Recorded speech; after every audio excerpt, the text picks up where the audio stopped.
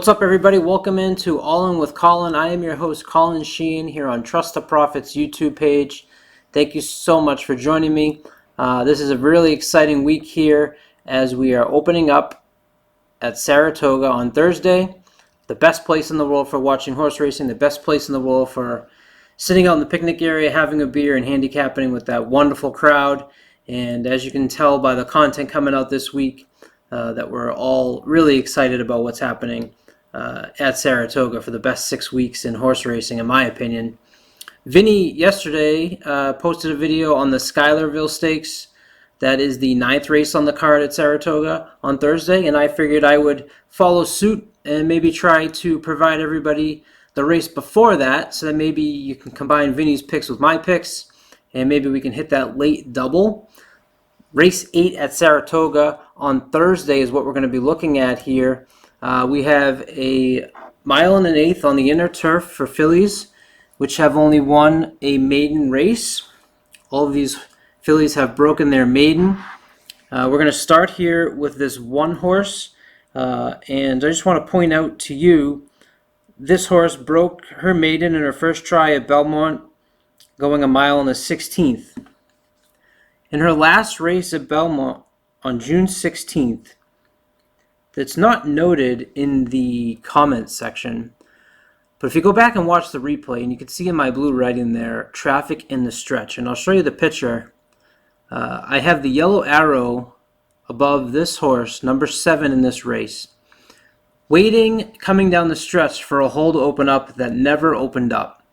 And what Castellano had to do in this race was break out wide, and he swung wide and came flying at the end and just missed by half a length. I don't think that this was noted at all here in the past performances on this one, and it's something to take note of. 2 pretty good speed figures to start, 80 and 81. That is on the Brisnet. These are the Brisnet past performances. A step forward, and from what I saw in that stretch run, definitely puts this horse in the running in this race. Horse 2, Bravo Kitten at 8-1. I am a sucker for Kitten's Joy going long on the turf. That is an angle that I absolutely love. However, trainer Safi Joseph hasn't done well outside of Gulfstream, and I believe, don't quote me, maybe only had 1 win at Saratoga last year. It was on opening weekend, though. I went back and watched the replay of the last race. You'll see in my blue writing there on the right. This horse was bumped in the stretch. Did rally and come closing at the end. Another thing I liked here is this 90 speed figure that she had was off the layoff. This race is off of a layoff, so the layoff shouldn't concern you.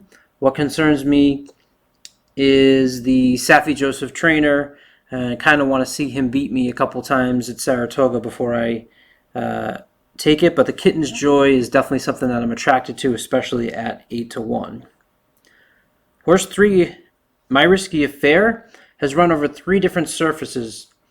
The turf races were strong figures, and I have to figure that Rosario is going to have this horse more forwardly placed.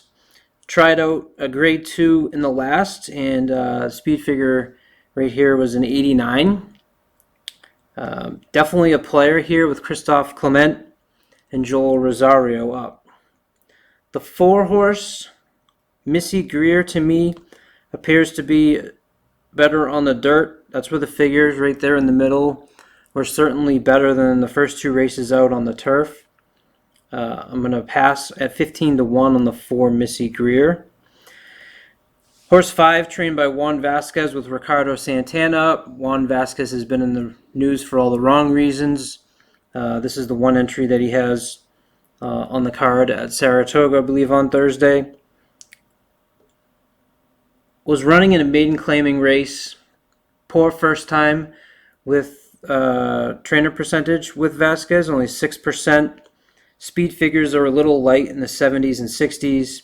I'm going to pass on the 20-1 number 5 here, Big 10 Tenations. The 6 customer list, Chad Brown and Irad, 2 connections that you always need to be cognizant of. You'll see I circled right here Doesn't look like distance will be a problem with the 8.3 average winning distance on the sire. One thing I think people might pay attention to here is on the right side in the comments. It mentions that the horse stumbled with 3 wide and was empty. Ended up finishing 14 lengths behind. I went back and watched this race. I thought the stumble was very minor. So you may think that people would see this first time out 84 speed figure, and then you see that note that the horse stumbled, and maybe you could cross a line through this race because of that stumble. I don't think stumble really accurately portrayed what happened in that race. So I'm going to pass. Obviously, Chad and I ride at 6-1. That's dangerous to do. The 7 Love to Run. This horse was scratched on July 3rd because of the trainer.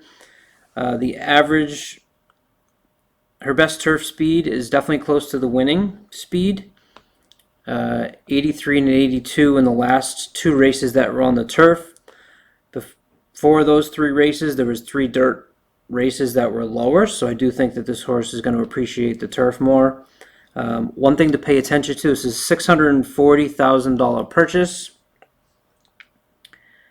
Speed figures are on the turf are good enough with a step forward. One thing I did circle here is that the distance might be a concern with the average winning distance of 6.8. This race is going 1 mile and 1/8. This horse is 12-1. The 8 Lady Pucci, I believe, needs a race. See my note here. Ken McPeak, this is the first time he's training this horse. He's only 5% with first timers under him. Looking at this horse's numbers off of the layoffs, they were a little bit lower than improved, 77 up to 80. This last time off a layoff, the first race was worse than the second race, and now we're faced with another layoff situation. So between the layoff, new trainer, I pass on the 8. The 9, I believe, is also another horse that's going to want the dirt. Tried on the turf first 2 times. Those speed figures were much lower than what this horse had done on the dirt. So I'm going to pass on the 9 Candy Light. 10 Snow Loves a Fight. You will see that the sire's 33% on the turf is a very strong number. However, this particular horse, speed figures aren't too bad. Did run in the grade 3 back at Belmont on May 28th, which you will also see the 9 Wonka did. I did notice that in watching that replay back, Wonka had a slight misstep at the beginning and then was squeezed in the backstretch, so quite a bit of trouble. Did finish 4th, but was only a length behind. I do love that this horse's speed figures are continuing to improve with 73 to 84 to 85, all on the turf. Perhaps one thing to be concerned about is the average winning distance is a little light.